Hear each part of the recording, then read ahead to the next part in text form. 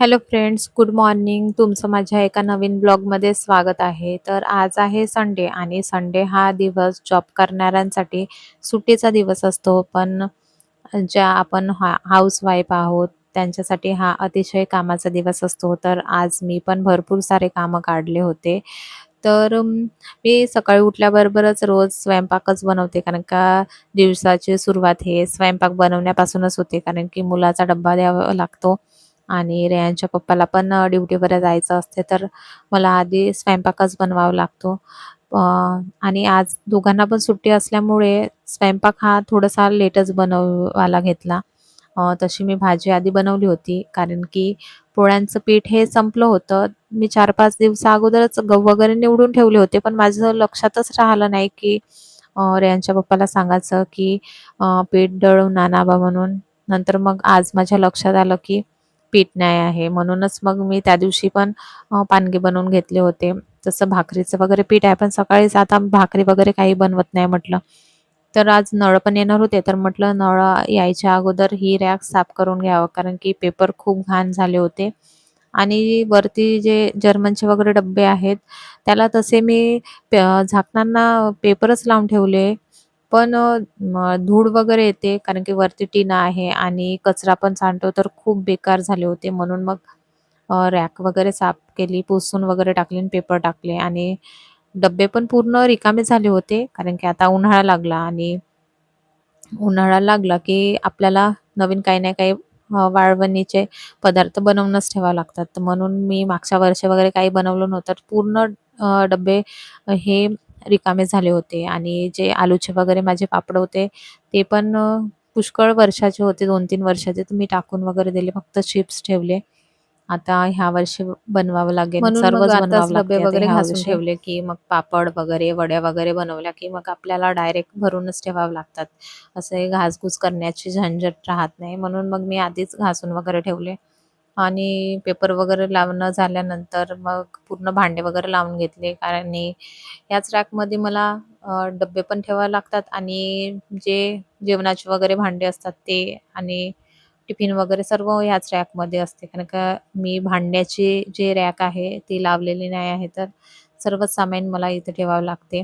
तर मी डब्बे वगैरे घासण्यासाठी इथे काढून ठेवले होते आणि पूर्ण गॅस ओट्यावर वगैरे पसाराच होता. तर नळ वगैरे आले होते, तर मग मी जे माझे सकाळचे भांडे झाले होते चहा-पाण्याचे ते वगैरे घासून घेतले आणि मग मला जर्मनचे डब्बे हे घासायचेच होते.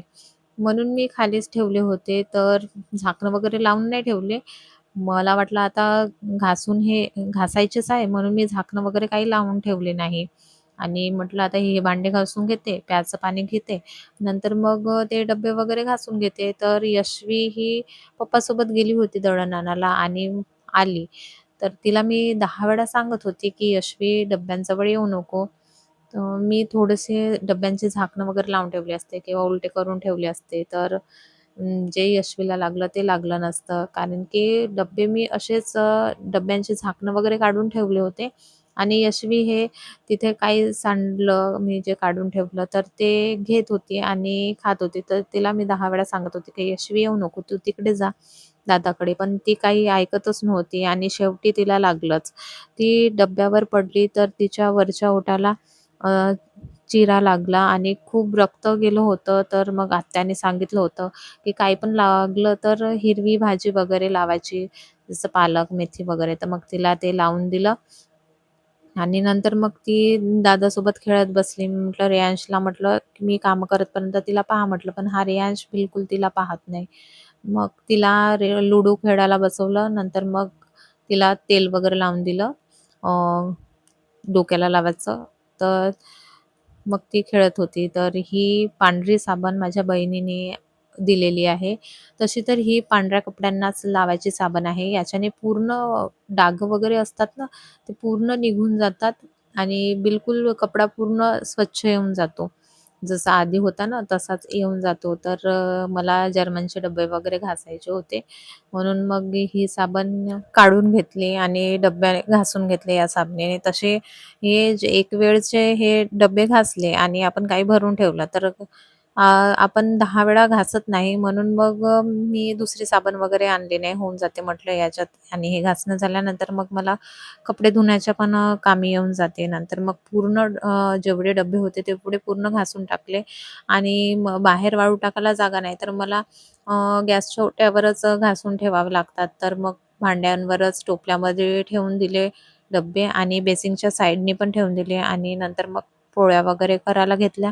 तर यशवी हे दादाची पॅन्ट ती धुवत होती. तिला कितीदा सांगितलं का यशवी नको धुवू आणि ती बाहेर निघाली आणि कपडे तिला दिसले, की तिचं हेच काम असते आणि एकदम मोठ्या माणसांसारखेच कपडे धुते.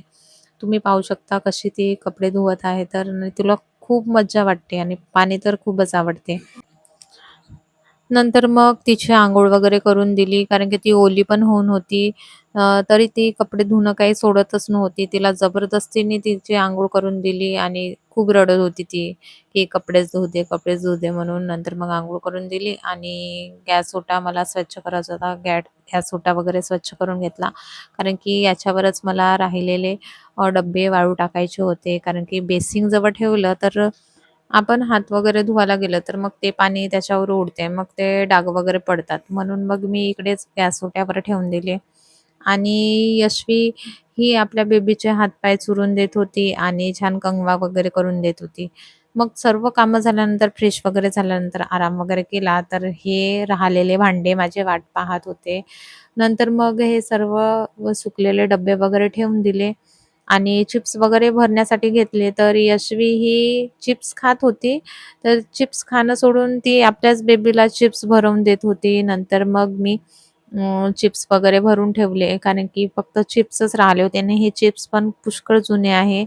मी आता वगैरे चिप्स काही बनवले नाही ह्यावर्षी वगैरे आणि पीठ पण आणलं होतं रेयांशच्या पप्पांनी, तर मग ते पीठ पण डब्यामध्ये भरून ठेवलं. कारण की बाहेर राहिलं, सुंगडीतही राहिलं, बांधून पण असलं तरी यशवी ही हात टाकू-टाकू आपली खेळतच राहते. नंतर मग सर्व भरून ठेवलं आणि डब्बे वगैरे सर्व व्यवस्थित लावून ठेवले. तेव्हा थोडंसं बरं वाटत होतं. कारण की खूपच घरात असा पसारा असल्यासारखा वाटत होता आणि जिकडे-तिकडे सामान्यच सामाईन दिसत होतं. नंतर सर्व व्यवस्थित वगैरे ठेवलं आणि थोडंसं जरी पीठ सांडलं तरी यशवी ही काही नाही काही करून इकडलं पीठ तिकडे नेऊन ठेवतेच.